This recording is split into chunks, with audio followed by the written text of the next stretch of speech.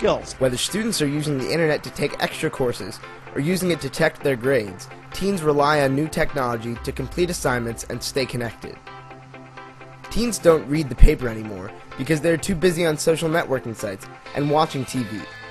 Although few and far between, some teens get their news updates from local networks on TV or even from Google or Yahoo. According to the Pew Charitable Trust, over 90% of teens use a desktop or laptop, and almost 75% of teens use social networks.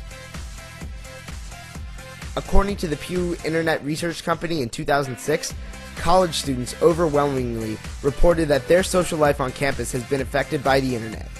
The internet serves two purposes for students: using the internet to stay in contact with professors and working on group projects, and secondly, to be in sync with family members and friends.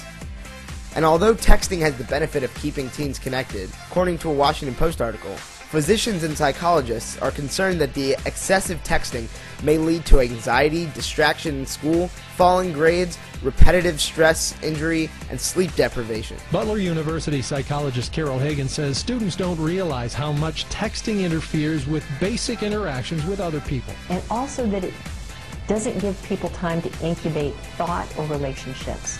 Dr. Hagens knows some people are afraid to turn the phone off for fear of missing a message. And then if I have the cell phone on and I'm sitting there and the text message comes, I can't not look at it. That sounds to me a lot like an OCD kind of issue. Half of teens send 50 or more text messages a day, or 1,500 text messages a month, and 1 in 3 send more than 100 texts a day, or more than 3,000 texts a month. Ultimately, the current generations of teens will be more prepared to find and share information on a global scale than any generation before them. In this time of sound bites and instantaneous information, the ability to communicate succinctly and directly will be key to the success of this age group.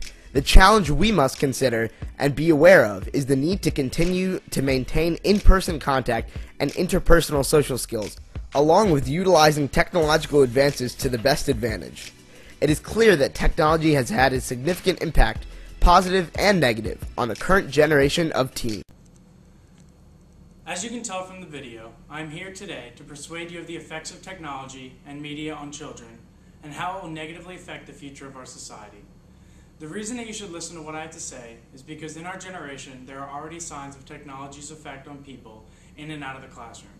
I have done plenty of research over the past month to find very useful information to support my hypothesis. Over the next couple minutes I will speak about the effects of technologies in the classroom, how text messaging plays a role in the future of our society, and finally how big a role social media plays. These three topics will cover technology in general, as well as the uses of these technologies that cause the problems. First, I would like to start off by talking about technology in the classroom. According to Barrow, Marksman, and Rouse, technology in the classroom can be a good thing because of the effects it will have on students over the years. It can be beneficial by helping poorly performing students understand information better, and it can help better students learn more and help enhance their learning experience. One of the problems that they do present, though, is the distraction factor. Technology is a great tool, but it can become a huge distraction to students of all ages. Texting, mobile apps, and access to social media websites can become a huge distraction in and out of the class, and it will affect their progress in the future. At a young age, this can be a problem because if kids are distracted now, they will not be prepared for the future. Next, I would like to talk about how text messaging affects students.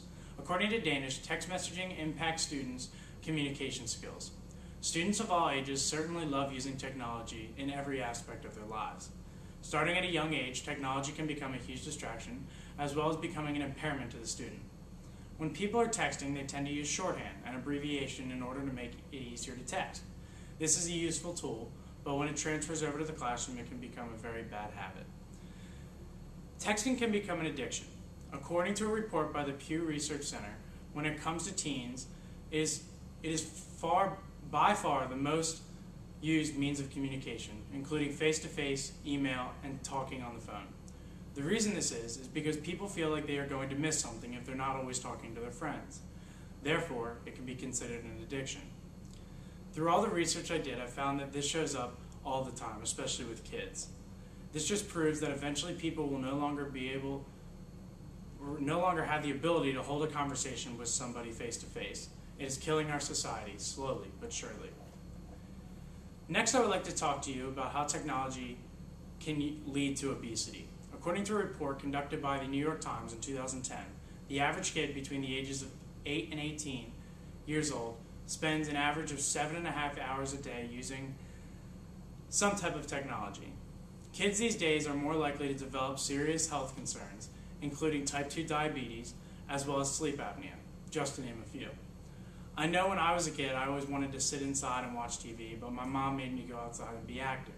I was forced to play sports, go outside, play by myself. But I'm really glad that she did this, because now I'm in better shape, and to this day, I love going outside.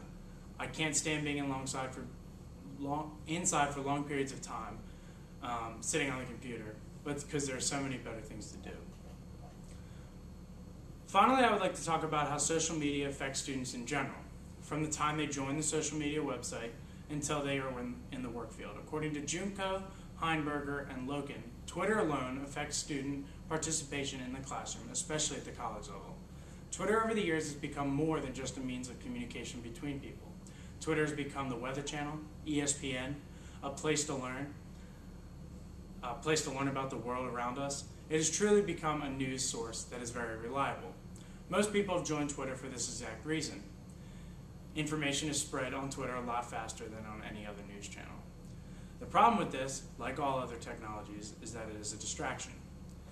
Like it has been for me over the years, and it can cause students to do poorly in class. Social media causes students to become more engaged in the world around them. I know when I joined Twitter and Facebook, I started learning about everything that was going on, and when it came to being in class, I was able to be more engaged in the conversations about current events. According to the Adolescent Health Collaborative, students can also be bullied through these social medias. The problem with this bullying is it is a lot harder to control when it's happening. If it happens in a school, it's easier to deal with, but when it's online, you can't really crack down on it. So cyberbullying can lead to a lot of problems for these kids, and over time can lead to depression, anxiety, as well as many other problems.